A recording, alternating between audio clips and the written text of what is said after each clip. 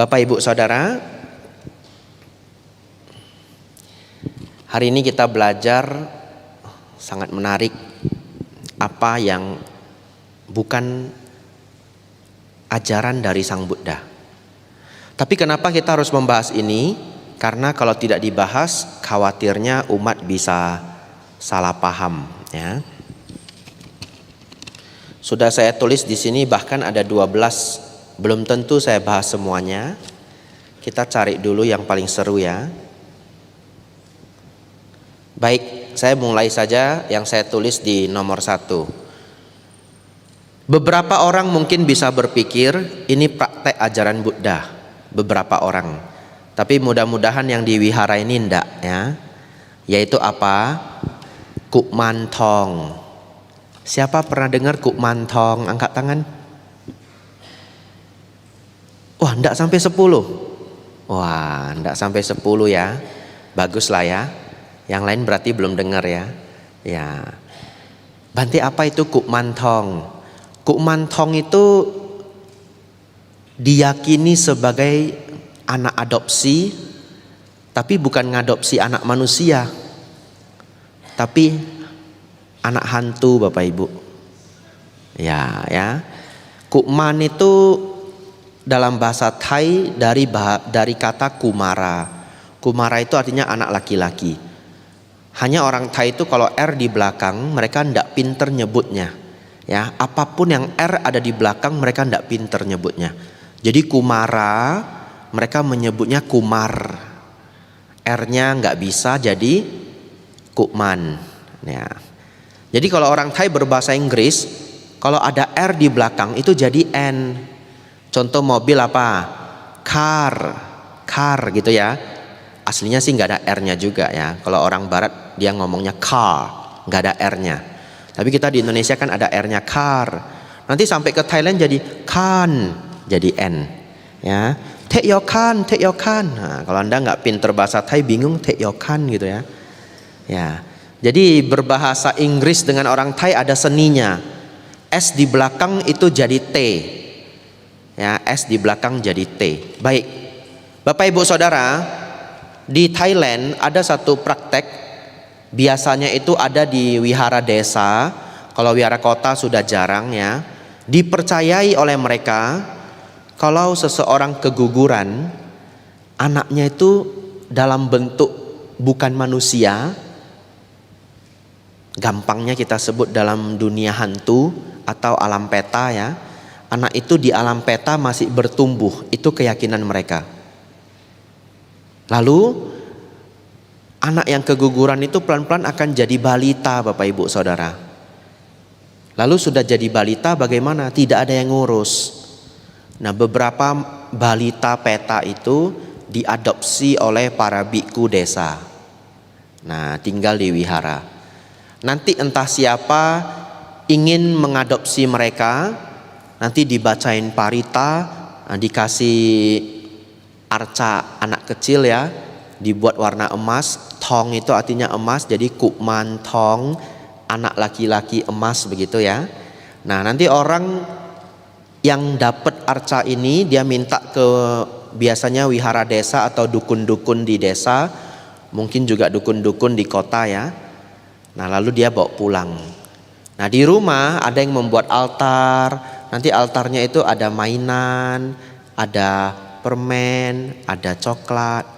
Dan mereka percaya anak peta itu atau kukmantong itu tinggal di rumahnya.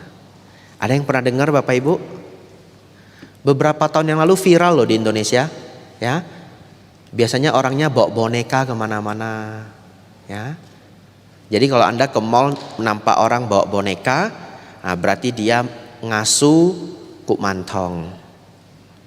Bapak Ibu Saudara, tugas saya hanya memberitahu Anda apa yang bukan ajaran Buddha, ya.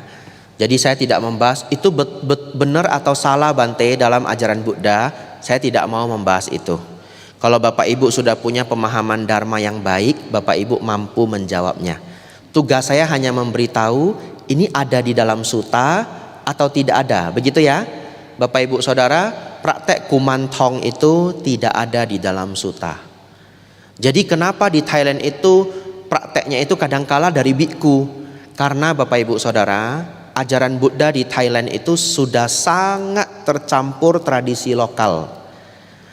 Kalau Anda ke desa, terutama wihara-wihara di desa Bapak Ibu, karena wihara di Thailand itu ada 35.000 wihara.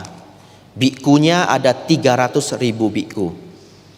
Nah, jadi dengan jumlah 300.000 biku lebih kurang ya, dan mereka punya tradisi anak laki-laki itu harus jadi biku. Jadi dia niat atau enggak niat ya dia harus jadi biku. Sehingga praktek kebikuan di Thailand itu sangat beragam. Nah, Sanggaraja yang sebelumnya, yang juga merupakan guru para Bante di STI, nama beliau adalah Somdet Nyana Sangwara. Mungkin beberapa mengetahui, tapi kalau orang Thai kita bilang Somdet Nyana Sangwara, mungkin dia tidak tahu. Harus pakai logat Thai, Somdet Yana Sangwon ya, harus pakai logat Thai. Dia baru tahu Bapak Ibu. Beliau berusaha agar biku di seluruh Thailand itu memiliki pengetahuan dharma yang setidaknya standar. Dengan jumlah sebanyak itu tidak gampang. Akhirnya dibuatlah ujian-ujian kenegaraan. Jadi Bapak Ibu Saudara, dengan jumlah sebanyak itu kadangkala pengetahuan itu tidak terbagi rata Bapak Ibu Saudara. Jadi Bapak Ibu Saudara, kalau kita ke wihara-wihara di desa, nah kadang prakteknya menjadi sangat beragam. Kalau Anda yang sudah pernah ke Thailand, apalagi mengunjungi wihara-wihara desa, Anda mungkin mengerti maksud saya ya. Tapi yang tidak pernah berkunjung, Anda mungkin tidak paham. Tapi kenapa saya menyampaikan ini? Dan ini sedikit bisa disalahpahami kalau saya tidak hati-hati. Agar Bapak Ibu paham, kalau Bapak Ibu ke negara Buddhis, kalau bertemu orang menggunakan jubah sebagai biku, Bapak Ibu harus ingat, biku itu prakteknya sangat beragam ya. Contoh, bagaimana Bante? Ada umat cerita ke saya, Bante, saya perjalanan ke salah satu negara, nggak saya sebut saja ya biar aman ya, di salah satu negara Bante. Lalu saya di pasar tiba-tiba ketemu biku pakai jubah Theravada Bapak Ibu ya, dengan bowl, mintanya uang Bapak Ibu. Jadi bowlnya diisi uang. Nah, lalu dia nanya saya, itu apakah benar ya Bante ya? Itu biku beneran apa enggak? Nah, jadi Bapak Ibu Saudara, kalau secara aturan biku di dalam kitab suci, jawabannya tidak benar. Tetapi kalau di negara tersebut mungkin sudah lumrah, betul ya? Ya, kita bagaimana mengatur satu negara begitu besar? Yaitu mungkin sudah lumrah. Terus saya harus bagaimana Bante? Ya saya menjawab, ya kalau Anda senang hati ingin berdana ya silahkan. Tapi kalau Anda tidak senang hati, merasa kayaknya ini saya tidak cocok, ya Anda tidak usah berdana, simple saja. Nggak usah menimbulkan pikiran buruk, betul ya? Nah, kalau di Thailand Bapak Ibu, wihara kan 35.000. Ini ada pesan, ada hikmahnya ya, dengar dengan fokus ya, ada hikmahnya. Tapi harus semangat sedikit baru bisa nangkep hikmahnya. Kalau di Thailand Bapak Ibu, orang Thai ketemu biku itu biasa saja. Biasa saja. Kecuali kita ke Chiang Mai ya.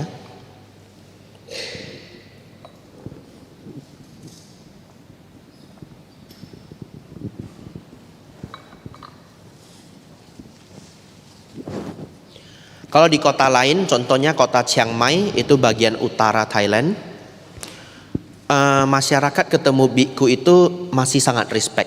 Mereka anjali, kadangkala mereka kalau ketemu di wihara ya, saya pernah naik tangga mau ke Dharmasala, ketemu umat saya juga tidak kenal, orang umum pada umumnya, mereka anjali lalu setengah jongkok ya, jadi kasih bantenya lewat dulu. Itu kalau di kota yang belum terlalu modern. Tapi kalau di Bangkok Bapak Ibu, orang melihat biku itu biasa aja. Ya mereka pun sudah tidak anjali ya, sebagian ada, sebagian tidak. Ya normal aja begitu. Kenapa? Jumlah biku terlalu banyak. Dan mohon maaf ya, sering sekali ada berita tidak baik juga di sana karena biku jumlahnya terlalu banyak. Jadi bagaimana umat Thailand menyikapinya? Umat Thailand itu sudah jadi cerdas karena sudah 400 tahun mereka menjadi negara Buddhis ya. Cerdasnya gimana? Kalau ada biku datang, mereka amati dulu. Mereka tidak buru-buru respect, kasih air apa enggak. Mereka liatin dulu. Ya. Dia lihat bikunya sopan enggak, tata keramanya, body language-nya menunjukkan dia biku atau bukan begitu. Mereka sudah lihat agak lama. Kalau mereka nggak srek ya, dia lihat attitude ataupun body language-nya tidak seperti biku, mereka nggak srek ya, mereka diam aja. Ya udah biar aja gitu. Tapi kalau mereka cocok, mereka tiba-tiba nanti kasih air, ya, kasih liang teh. Nah, jadi saya pernah duduk di toko jubah, duduk aja begini, nggak ngapa-ngapain, cuma duduk aja, cuma duduk rapi begini, ya, tidak merokok, tidak pakai siri, ya. Mungkin kalau di sana kadang ada biku yang merokok, ya. Saya duduk aja begini, nggak ngapa-ngapain.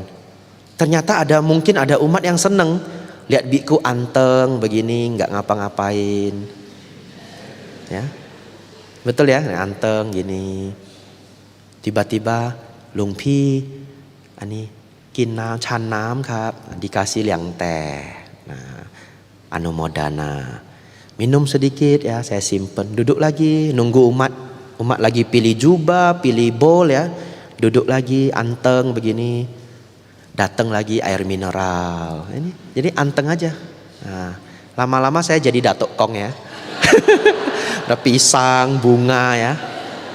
Anteng aja. Nah, tapi kalau saya gerasak gerusuk ya, dengan gaya yang tidak seharusnya, ya mereka abaikan aja. Satu ketika kami makan ya dengan umat-umat di Thailand, ada Bante senior juga. Tanpa Bante senior saya juga pernah beberapa kali di rumah makan diajak oleh umat. Sama Bapak Ibu Saudara, kita rapi, kita anteng begini, nanti mereka akan datang. Bante dari wihara mana? Oh, saya dari Wat Bowon. Nah, kalau wiharanya itu wihara yang mereka tahu, wiharanya rapi secara winaya, bikunya berpendidikan, mereka senang minta ampun. Nah, itu pola di Thailand Bapak Ibu. Jadi saya menceritakan ini Bapak Ibu Saudara, agar Bapak Ibu sebagai umat Buddha itu punya imun. Punya imun. Apa maksudnya imun? Kalau Bapak Ibu mendengar berita-berita buruk ya, entah apapun itu yang dan agak ada hubungannya dengan Buddhism misalnya, Bapak Ibu jangan sedikit pun sadah atau keyakinan Bapak Ibu tergoyahkan. Karena kita tidak bisa kontrol orang lain. Betul Bapak Ibu? Letakkan keyakinan Anda kepada Sang Buddha. Sang Buddha tidak mungkin mengecewakan Anda. Ya, Anda jangan letakkan keyakinan Anda hanya pada individu-individu entah siapa. Tapi Anda letakkan keyakinan Anda pada Sang Buddha. Dan kalau ada orang yang tidak mampu praktek dengan baik, ya berarti dianya yang gagal, bukan ajaran Buddha yang gagal. Karena Anda boleh tanya siapapun yang praktek dharma dengan baik, pasti dia mengatakan manfaatnya luar biasa. Begitu Bapak Ibu ya. Kita lanjut. Sebenarnya saya mau bahas kumantong ya. Jadi bahas liang teh saya. Nomor 2 Bapak Ibu. Nah, ini juga menarik ya. Ini juga menarik. Saya menyampaikan ini di Kota Medan harus hati-hati ini. Amulet itu tidak ada di suta ya. Ya. Amulet itu dalam bahasa Thai mereka menyebutnya prak kreang. Prak itu artinya apapun yang agung. Gunung juga dipanggil prak.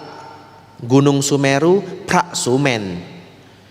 Matahari juga dipanggil prak. Matahari bahasa Sanskertanya aditya. Jadi prak adit, tapi mereka ngomong adit nggak pinter. Atit, jadi prak atit ya. Bulan itu juga prak. Bulan namanya Chandra ya, mungkin ada yang namanya Chandra, berarti Anda adalah bulan ya. Ya, keluarnya pas malam aja. Ya, bulan malam aja keluar ya. Nah, jadi Bapak Ibu Saudara, Prak Chandra. Nah, mereka seneng buang belakangnya. Prak Chan. Nah, jadi bulan apa? Prak Chan. Matahari Prak Atit ya. Hari Minggu bahasa Inggrisnya apa? Sunday, hari matahari. Betul ya? Menarik loh. Dalam bahasa Thai, hari Minggu itu juga hari matahari. Wan Atit, Wan itu hari, Atit itu matahari. Wan Atit minggu. Bapak Ibu Saudara, krang itu artinya alat. Jadi prakrang, alat yang agung, begitu ya. Prakrang itu artinya jimat. Jimat yang berhubungan dengan arca-arca Buddhism. Bapak Ibu Saudara, mungkin umat Buddha di Wihara Masampati tidak banyak yang senang mengumpulkan amulet. Mungkin ya, karena saya lihat yang sangat semangat mendengarkan ini hanya 30%. Berarti topik ini tidak terlalu hot. Tapi Anda mungkin tidak tahu, beberapa umat Buddha itu seneng banget ngumpulin amulet ya. Wah, satu altar itu amulet semua. Bapak Ibu Saudara, di Thailand amulet itu adalah sesuatu yang sangat serius. Sangat serius. Sampai ada pasarnya tersendiri. Pasarnya itu udah gede, sekayak satu lantai mall Bapak Ibu, mall kecil ya, satu lantai mall kecil. Sekarang harusnya masih ada. Kalau dulu bahkan dibuat pasar khusus namanya pasar amulet. Jadi Bapak Ibu Saudara, kalau kita masuk ya, mungkin ibarat kalau Wihara Masampati itu 3 lantai. 3 lantai itu orang bikin stand jual amulet-amulet itu. Dan harganya mengerikan Bapak Ibu. Dari ratusan juta sampai miliaran. Pernah satu ketika ada amulet yang dilelang terjual sampai 35 miliar rupiah kalau dirupiahkan. Lelangnya pakai baht ya, tapi saya rupiahkan 35 M. Kok bisa begitu Bante? Ceritanya orang yang pakai amulet itu sudah langka, memang sangat langka. Lalu dia di tol tabrakan Bapak Ibu. Tabrakan, mobilnya rusak, hancur, orangnya tidak meninggal ya. Jadi amuletnya itu menjadi dianggap sangat amazing. Bapak Ibu Saudara, ini kisah nyata.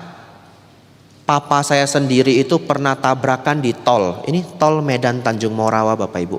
Ditabrak oleh kontainer 16 ban itu. Ditabrak lalu diseret Bapak Ibu. Beruntungnya waktu itu baru dikenakan aturan harus pakai seat belt. Jadi papa saya pakai seat belt. Mobilnya berguling-guling seperti ini Bapak Ibu di tol, seperti di film-film. Lalu dalam keadaan terbalik tidak ada yang berani menolong karena takut mobilnya meledak. Mereka telepon polisi, ambulans dan pemadam kebakaran. Menunggu sampai pemadam kebakaran datang, baru mereka berani untuk ngebongkar. Bapak Ibu tahu, papa saya lecet sedikit pun tidak. Sayang tidak pakai jimat dia. Sayang ya.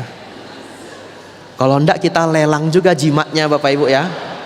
Lumayan, mana tahu 20 M lumayan ya. Nah, sayang enggak pakai jimat. Jadi sisa cerita Bapak Ibu Saudara. Jadi artinya ya beberapa orang mengalami kecelakaan ya memang bisa selamat ya. Kadangkala tidak hubungan dengan jimatnya, tapi berhubungan dengan apanya? Pinter ya Wihara di sini ya. Sudahlah, nggak usah ceramah lagi. Semua sudah pinter ya. Betul, berhubungan dengan karma masing-masing Bapak Ibu Saudara. Satu lagi cerita yang sangat benar, Anda boleh cek di online ya. Ada orang Bapak Ibu di Thailand, dia percaya sekali sama jimatnya. Anda boleh cek di online, Anda cari ini berita masih ada. Dia percaya banget sama jimatnya. Dia percaya kalau jimat itu membuat dia kebal. Saking percayanya, ngomong ke banyak orang. Satu ketika dia ditantang, diulang-ulang ditantang. Kalau ditantang kan gengsi ya, apalagi laki-laki gitu. Akhirnya dia bilang, kalian gak percaya. Dia pegang jimatnya kuat-kuat Bapak Ibu. Dia ambil pisau, dia tusuk perutnya sendiri. Tembus Bapak Ibu. Nah, masuk rumah sakit ya. Jadi Anda kalau punya jimat, biasanya bapak-bapak ini ya, patentengan lah Anda dengan jimat Anda ya. Bahasa Medan patentengan ya. Tusuk perut Anda, anicca wata sangkara. Jangan coba-coba ya. Wah, Bante ini jimat saya beli 1 M pun tembus. Jangan patentengan Bapak Ibu. Jadi dia tusuk perutnya, tembus Bapak Ibu, masuk rumah sakit. Oleh karena itu saya sampaikan dengan hati-hati, ajaran mengenai amulet itu tidak ada di Sutta, tidak ada di kitab suci, tidak ada di Tripitaka. Anda cari di Sutta, Winaya, Abhidhamma, tidak ada. Nah, oleh karena itu, Bante boleh ndak saya ngoleksi amulet? Boleh, dengan pemahaman yang baik. Itu adalah seni Buddhis, ya, dikoleksi sebagai seni. Jangan punya pemikiran, wah gimcelea wai hogya, ya, kalau megang ini saya bisa kaya. Jangan punya pemikiran seperti itu. Kalau nggak kerja ya duit nggak jatuh dari langit, betul ndak Bapak Ibu? Ya, jadi Bapak Ibu Saudara, yang kita percayai sebagai umat Buddha itu hanyalah hukum karma. Berbuat baik berbuah kebahagiaan, berbuat jahat berbuah penderitaan. Jadi kalau Bapak Ibu tidak pede dengan hukum karma, Bapak Ibu tidak bisa memasuki jalan mulia berunsur 8. Padahal untuk mencapai tingkat-tingkat kesucian, kita perlu berada di dalam jalan mulia berunsur 8. Kenapa tidak bisa Bante? Karena jalan mulia berunsur 8 itu nomor satunya adalah pandangan benar. Pandangan benar itu syaratnya 3. 1, memahami baik dan buruk. 2, memahami hukum kama wipaka. Yang ketiga, memahami 4 kebenaran mulia. Nah, jadi kalau seseorang sudah meletakkan saya bisa bahagia, saya bisa kaya, saya bisa sukses karena jimat A, jimat B, jimat C, di situ nanti dia crash, ya, bertabrakan dengan hukum kama wipaka. Jadi nanti pandangan benarnya tidak bisa terbentuk. Kalau pandangan tidak bisa benar, pikiran tidak bisa benar. Kalau pikiran tidak bisa benar, ucapan, perbuatan nanti juga sulit menjadi benar. Bapak Ibu Saudara, kalau ingin sukses dalam kehidupan, Anda jalani nasihat-nasihat Sang Buddha. Ada ceramahnya, ada sutanya, namanya Digajanu Sutta. Ya, sudah pernah saya sampaikan, ada 8 hal dilakukan akan membawa pada kesuksesan. Bapak Ibu Saudara, itu nomor 2. Hati-hati Bapak Ibu, ya. Jangan berpikir amulet adalah bagian dari ajaran Buddha. Ya, itu berkembang dari seni Buddhis. Cap tiampong loh. Itu jamnya nggak salah ya, kok cepat sekali ya.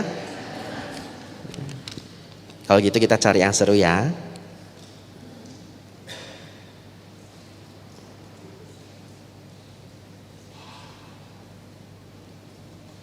Baiklah, 3 ini saya campur aja.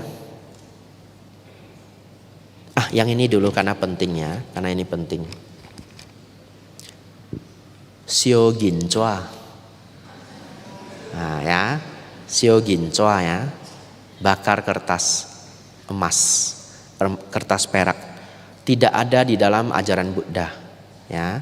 Tapi sudah menjadi ciri khasnya orang Tionghoa, ya. Jadi Anda dengarkan dengan hati-hati, jangan gelisah dulu ya. Saya tahu ini ada yang berpikir, wah masuk Kak Sio Ginchua. Bante comisu bahas. Bante coa ke sim aja. Apa yang main layau lah. Saya tahu ini ya, ada yang sudah berpikir begitu. Bante wa itu leo Bante. Bante mai kok kong leo. Baik, begini. Sio Ginchua, bakar kertas itu tidak pernah ada dalam kitab suci agama Buddha. Tapi kalau saya mau praktekkan boleh enggak Bante? Kalau Anda ingin praktekkan harus paham bahwa itu adalah tradisi Tionghoa. Jadi pinter membedakan tradisi dengan ajaran Buddha, ya. Tradisi boleh dilakukan enggak? Boleh, silakan. Imlek itu tradisi atau ajaran Buddha?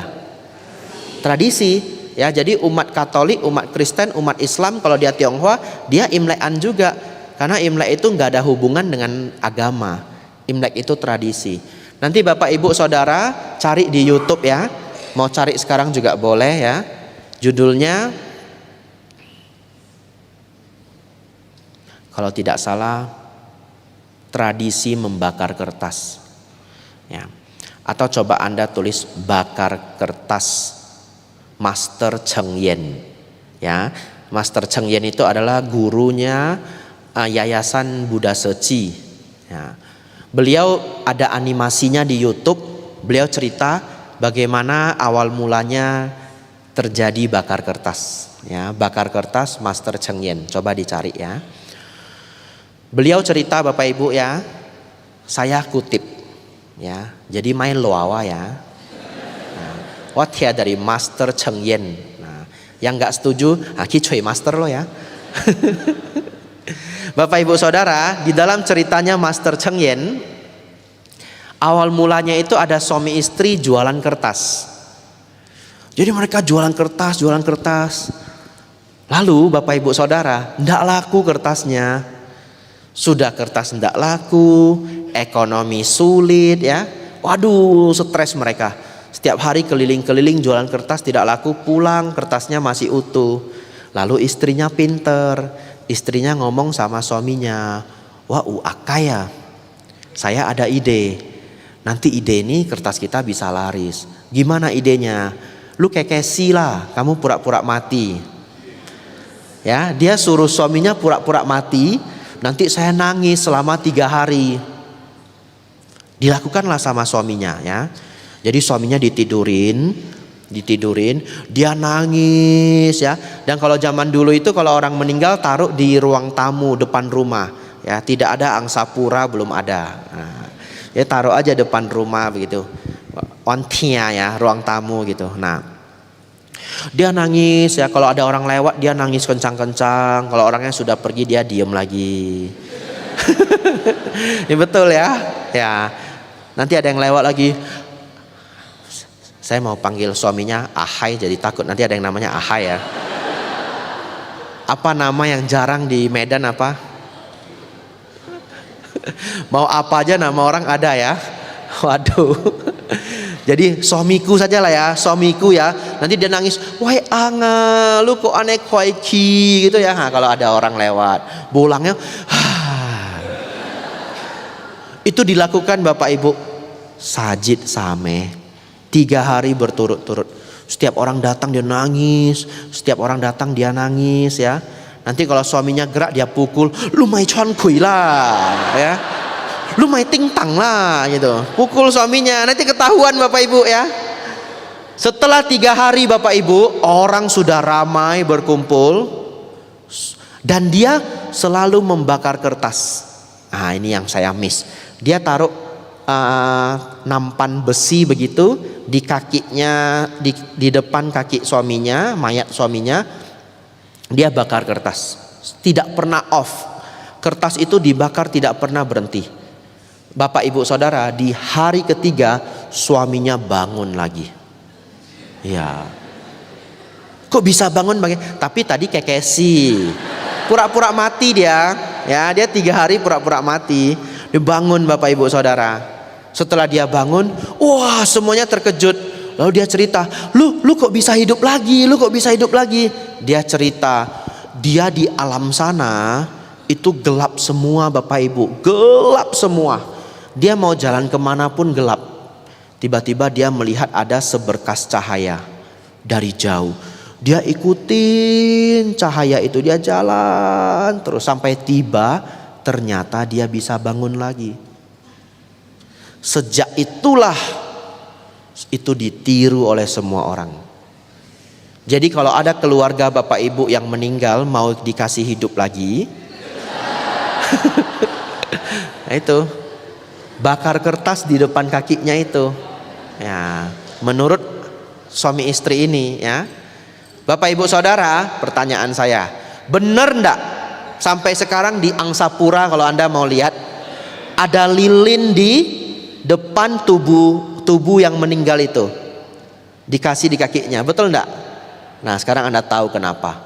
Supaya kalau dia mau balik dia tahu jalan. Tapi Anda survei di Angsa Pura, ada yang balik enggak? Nggak ada yang balik Bapak Ibu ya, nggak ada yang balik. Tapi sejak itu Bapak Ibu, tradisi bakar kertas ini wah makin hari makin laris, makin hari makin laris. Jadilah namanya Sio Ginchua, kata Master Cheng Yen. Ya. Jadi kalau lu lang tok muiwa Bante esai sio ginchua bo esai masiolo tio. Ya siolo ya boleh. Tapi itu tidak pernah diajarkan oleh Sang Buddha. Jadi kalau Anda yakin dengan ajaran Buddha, ya Anda mau stop bakar kertas juga nggak akan ada apapun yang terjadi di dalam hidup Anda. Karena kalau saya tidak salah di Singapura sudah tidak boleh bakar kertas, dilarang pemerintah, ya sudah tidak boleh. Nah, apakah para leluhur di Singapura pada marah Bapak Ibu? Protes ya? Enggak juga, biasa-biasa aja. Tapi Bante, kalau saya harus bakar kertas, saya dipaksa mertua Bante. Kalau saya tidak bakar lagi nanti saya tidak bisa jadi menantu tersayang. Ancohole Bante, boleh. Kan menjalankan tradisi itu boleh, betul ya? Tapi kita tahu bahwa kertas ini sebenarnya tidak mampu juga menyelamatkan siapapun leluhur kita. Itu hanya tradisi saja. Yang bisa menyelamatkan leluhur kita pun sesungguhnya adalah karma mereka masing-masing. Karena karma itu sangat adil Bapak Ibu. Siapa berbuat dia mendapat. Tetapi jalankanlah tradisi itu tidak apa-apa ya. Kalau Anda senang melakukannya. Ya, tetapi paham saja itu adalah tradisi. Terakhir Bapak Ibu,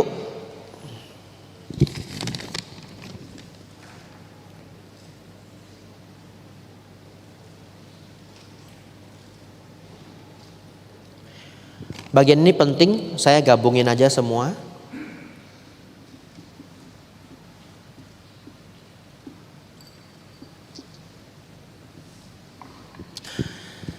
Satu adalah nah, tradisi Loktang ya. Tradisi Loktang itu tidak ada di dalam ajaran Buddha, tidak ada di kitab suci. Kita cari dari awal sampai habis, tidak ada tradisi Loktang. Tradisi Loktang itu dikenalkan oleh seorang cendekia, namanya adalah Chuangzi.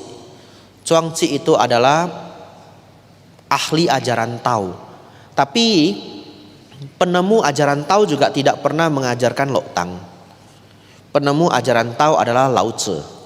Beliau tidak pernah mengajarkan Loktang. Jadi setelah 100 tahun lebih muncul seorang cendekia namanya Chuangzi. Chuangzi inilah yang memperkenalkan Loktang. Dan dia mengatakan Lao Tzu itu sudah diangkat sebagai kaisar langit, Taisang Lao Chun, dan 12 jenderalnya. Nah, sejak itu muncullah tradisi Loktang dan terkenal sampai hari ini ya. Jadi Bapak Ibu Saudara, semua tradisi Loktang, Tangsin, Kitang ya. Tiap boh, Loktang, Tangsin, Kitang, Tangki, Tangok umsia. Nah, Tangok esai biokin ya. Tangok itu ada di Sutta, namanya Kalyana Mita ya. Kalau yang baik ya. Nah, jadi Bapak Ibu Saudara, ini tidak ada di ajaran Buddha. Nah,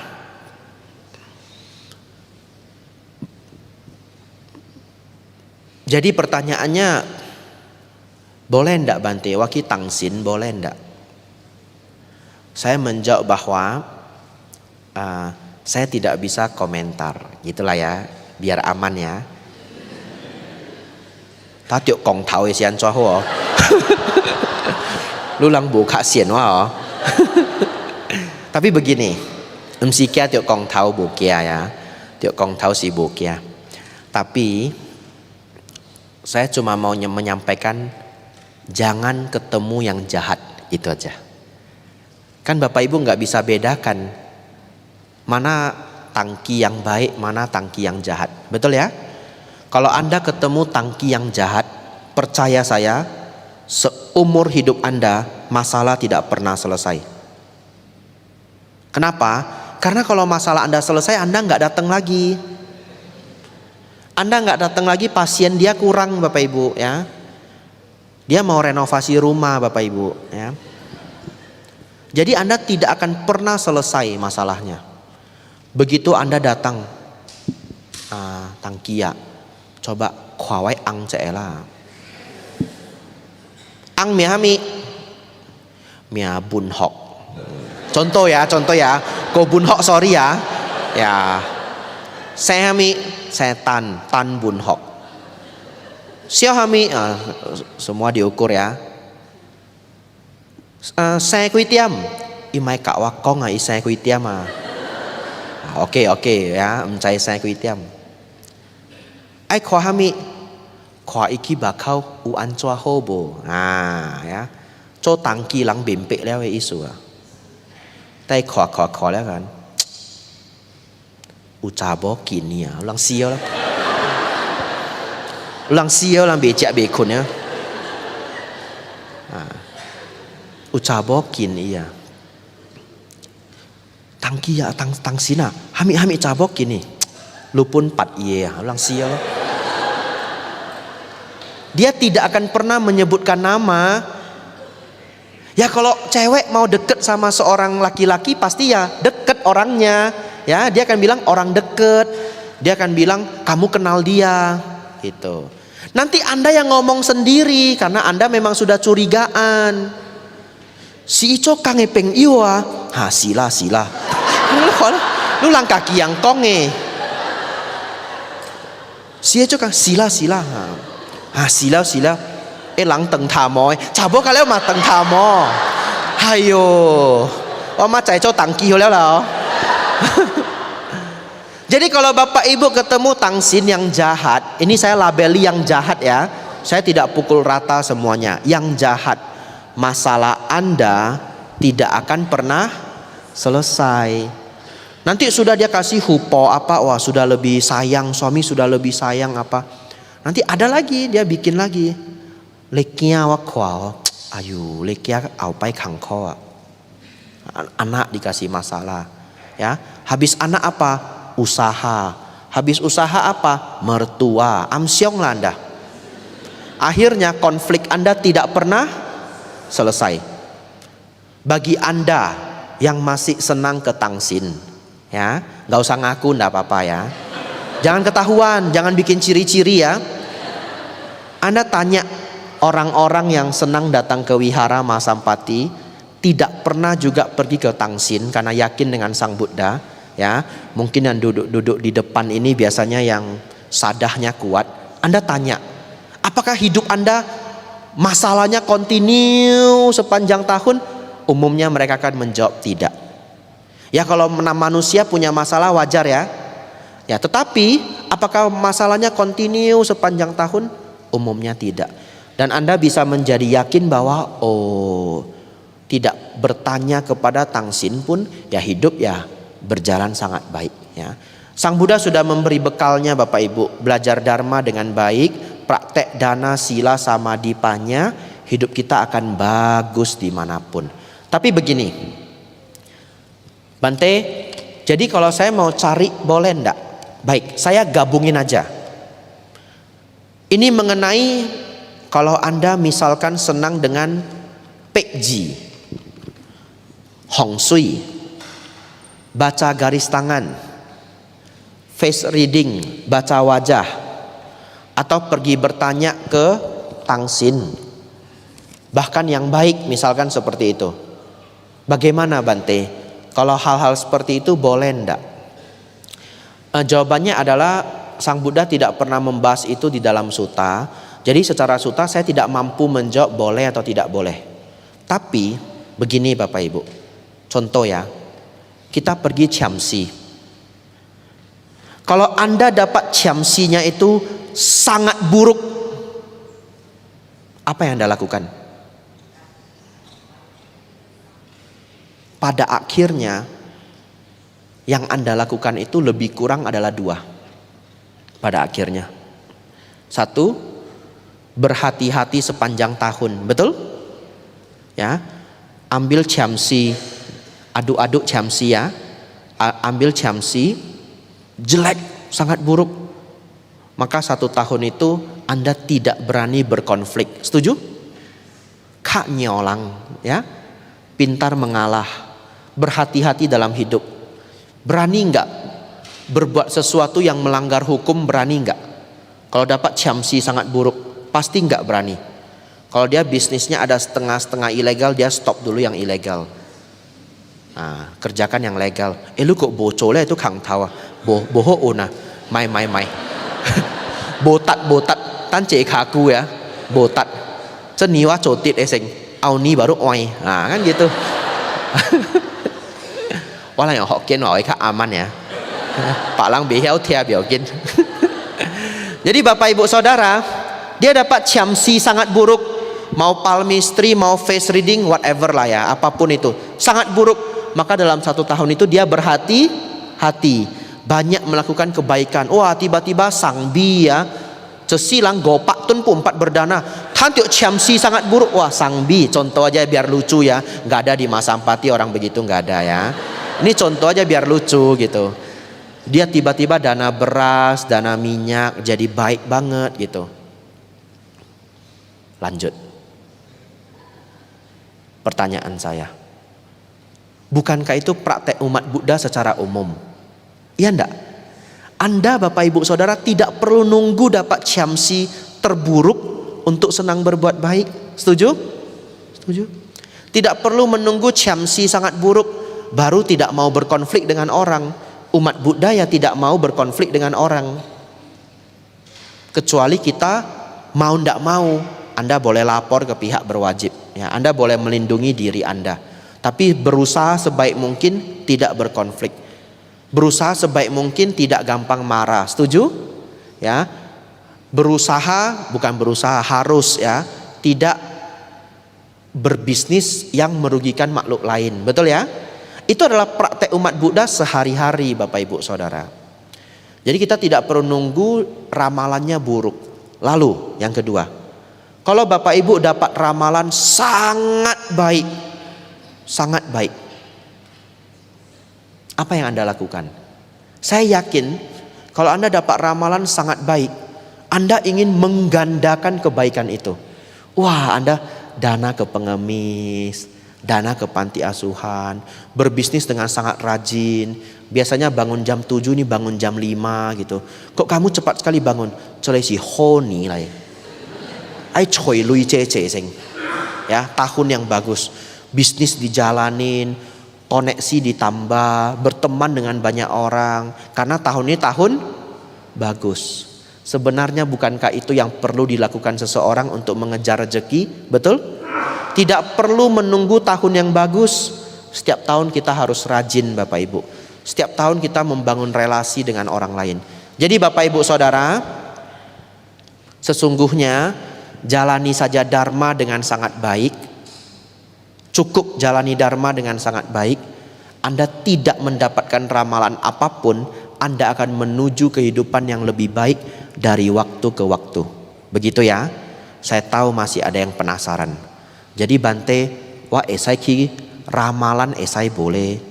Pada akhirnya esai boleh. Cincai lulang lah. Liam kok cetiam ceng lah. Ya, gini aja tipsnya. Kalau Anda pergi mengambil ramalan dimanapun, kalau dapatnya buruk ya, jangan percaya. Nah, gini aja. Begitu dapatnya buruk, bonya hukum karma baru tiuk. Bongi sampatang. Itu ilmunya Bapak Ibu ya. Tapi kalau dapatnya sangat baik, kami aja lah siu ya. Jadi Anda selalu untung. Saya cerita kisah nyata ya. Tapi setelah ini menyebar ini, takut juga ada kamera ya. Satu ketika Bapak Ibu, saya mengunjungi wihara yang sangat tradisional di Jepang. Bapak Ibu Saudara, jadi pada saat itu sudah tiba di wihara, saya lihat banyak sekali warga lokal itu ciamsi. Tapi ciamsi di Jepang itu lucu. Ciamsi di Jepang itu lubangnya kecil, pas seukuran sumpit. Saya tidak tahu kalau di kelenteng yang lain, tapi di kelenteng itu ukurannya kecil. Jadi kita aduk-aduk itu nggak bisa jatuh, bambunya itu nggak bisa jatuh. Dan bambunya juga berukuran persis seperti sumpit makan kita. Kalau yang Tiongkok kan gepengnya, kalau di Jepang dia seperti sumpit, ada nomornya. Lalu saya lihat dari jauh, ini warga lokal pada ambil ciamsi. Kalau tidak salah nama bahasa Jepangnya omikuji. Ya, bahasa Jepangnya omikuji. Jadi saya kepo Bapak Ibu ya. Medan Langka kepo tampuk ya. Inilah yang Hokkien kayaknya Kak aman oh. Jadi dalam hati saya berpikir Bapak Ibu, kepo saya ya. Saya berpikir begini. Kelenteng itu dewa utamanya dewa rubah. Orang Jepang senang sembayang dewa rubah. Jadi dalam hati saya kepo, dewa rubah, saya sudah berbuat kebajikan begitu banyak. Kalau saya ambil chamsi kamu kasih saya nomor apa? Ini kepo ya, kepo. Ya, saya juga tidak suka diramal, tidak perlu diramal. Hidup saya jadi biku begini-begini aja. Mau diramal jadi apa coba? Tapi kepo ya, karena lihat wah banyak yang ngambil. Akhirnya sudah sepi Bapak Ibu, saya pergi ambil. Aduh. Hocai bolang hip loh, viral itu. Kata Bante Abijato, jangan gampang percaya ramalan. Diri sendiri ambil chamsi ha, si lewa. Oh botui lah ini ya. Saya kepo Bapak Ibu ya. Jadi sudah sepi, saya ambil ramalannya. Dapat nomor 99. Kau cap kau. Carilah kertasnya ya. Ya, kau cap kau. Trap ambil Bapak Ibu, bahasa Jepang semua, tidak bisa baca. Ya, saya foto Bapak Ibu, masukin ke AI, tolong terjemahkan. Ternyata Bapak Ibu Saudara, begitu hanya mau kencangnya ya. Punya ini mau kencang ini ya. Begitu saya baca Bapak Ibu Saudara, saya mendapatkan Daitoryu. Nama ramalannya Daitoryu. Adalah angka paling beruntung di antara 100 nomor. Karena rubah itu kan ekor 9. Jadi angka 9 itu angka sakral di kelenteng rubah. Jadi saya dikasih double 9. Di sana ditulis, apapun yang dicita-citakan akan tercapai. Iya, sakit apapun akan sembuh. Wah, lalu yang dirindukan akan kembali. Wah, luar biasa ya. Ini kata dia. Pokoknya keren banget. Matahari menyinari depan pintu gerbang. Nah, apapun yang dilakukan akan berhasil. Kame-kame jalesiu. Baru gaulo ya. Tapi kalau chamsinya jelek, punya hukum karma baru tiok ya. Ya, tapi setengah bercanda Bapak Ibu ya. Saya berpikir begini. Kalau di kelenteng itu memang dijaga oleh dewa, dia memberitahu saya apa yang Bante lakukan sudah sangat baik, sudah sangat luar biasa. Saya mendukung sepenuh hati, terus dipraktekkan. Karena tugas saya kan mengajar dharma, betul ya? Dari kota ke kota, desa ke desa. Jadi saya berpikir bahkan dewa pun menunjukkan apresiasi. Ya, anumodana, simpan kertasnya ya. Ya, Bapak Ibu Saudara, tidak terasa sudah mau jam 11 Bapak Ibu ya. Anumodana semuanya. Bapak Ibu sudah paham apa yang ajaran Buddha, apa yang bukan ajaran Buddha. Semoga Bapak Ibu dapat selalu berkembang dalam dharma.